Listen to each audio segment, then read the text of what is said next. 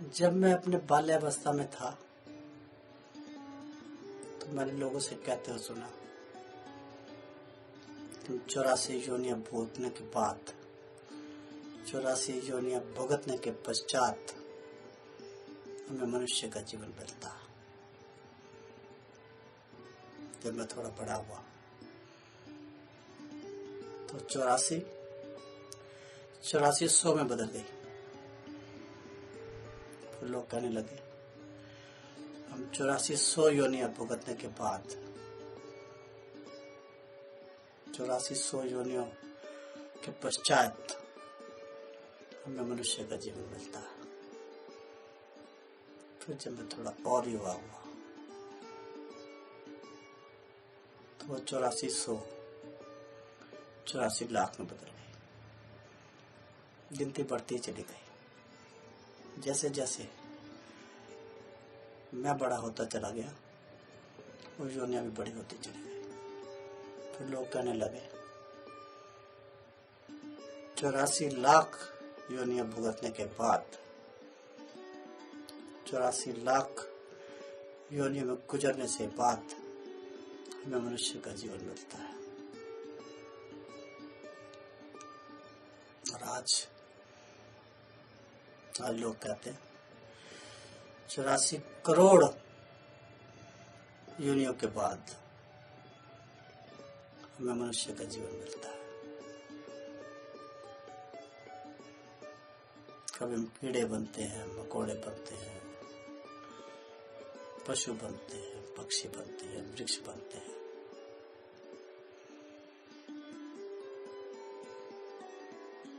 ऐसे ऐसे कीड़े बनते हैं जो दिखाई भी नहीं देते, आप अंदाजा भी नहीं लगा सकते। 84 करोड़, ऐसा नहीं है। मनुष्य आखिरी योनि है। जितने योनियां भुगत चुके हमारे पंडितों के अनुसार, हमारे बाबाओं के अनुसार, हमारे गुरुओं के अनुसार,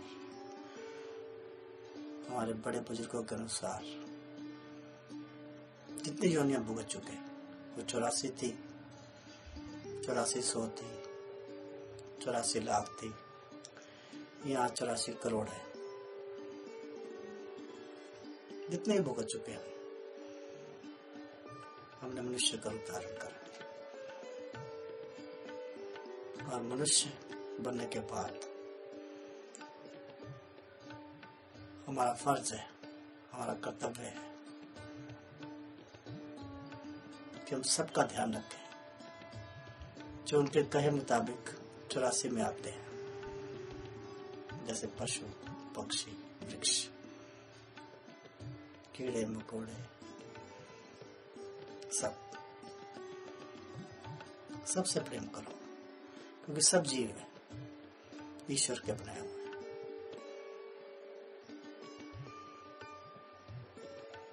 मारने की जगह हटा दो, मारोगे तो हत्या का पाप लगेगा, और उतनी हत्या का पाप लगेगा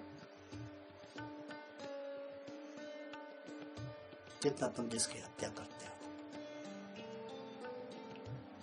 और मनुष्य की योनि लेने के बाद हम कभी भी किसी पशु, पक्षी, सांप, बिच्छू, बिल्ली, बंदर, कीड़े मकोड़ों की परिस्थिति में वापस कभी नहीं जाते। इंसान का रूप धारण करने के बाद हमारा अगला जन्म इंसान के रूप में होगा। ये बात अलग है कि वो जन्म हमें हमारे किन कर्मों के अनुसार मिलेगा। हमने अपने जन्म में क्या किया, कैसे किया, कितना किया, कितना अच्छा किया, कितना बुरा किया।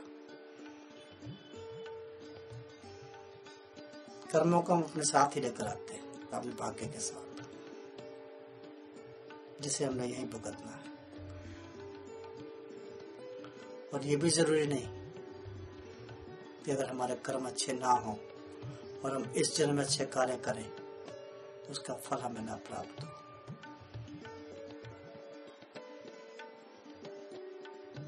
सबके साथ, सबके पास सब कुछ है। माता पिता है, भाई बंधु है, संतान है, मित्र संबंधी है, सब कुछ है। और सबसे बड़ा है आपके साथ ईश्वर का साया। और जिस पर ईश्वर का साया होता है उससे कभी पाप नहीं हो सकता, उससे कभी गलत काम नहीं हो सकता। वो किसी के साथ भी कभी भी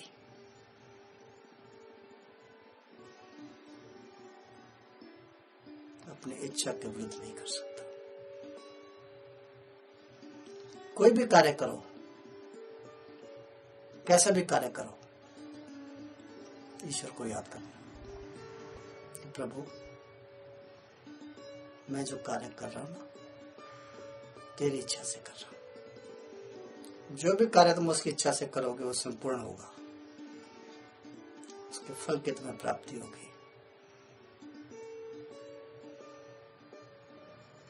ध्यान रखना इस बात को।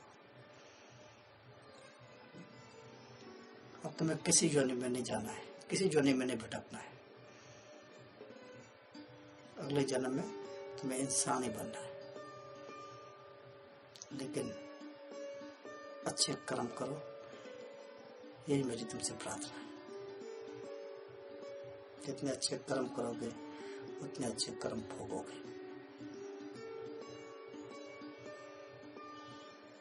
न बुरा सोचो, न बुरा करो, न बुरा करने दो। अच्छा सोचो, अच्छा करो।